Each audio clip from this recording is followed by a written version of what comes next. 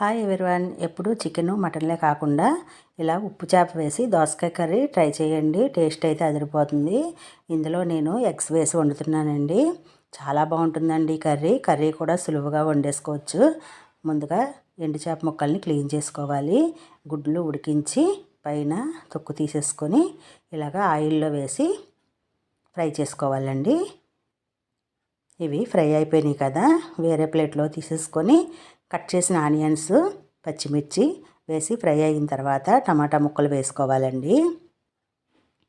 ఇందులో ఎటువంటి మసాలాలు వేసుకోకపోవడమే మంచిదండి. ఇలాగా ఉత్తిగా వండుకుంటేనే బాగుంటుంది కర్రీ.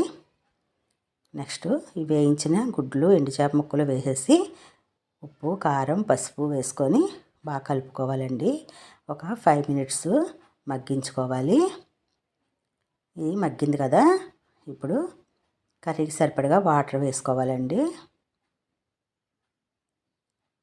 వాటర్ వేసి ఎంత లేదన్నా ఒక 15 మినిట్స్ ఉడికించుకోవాలండి.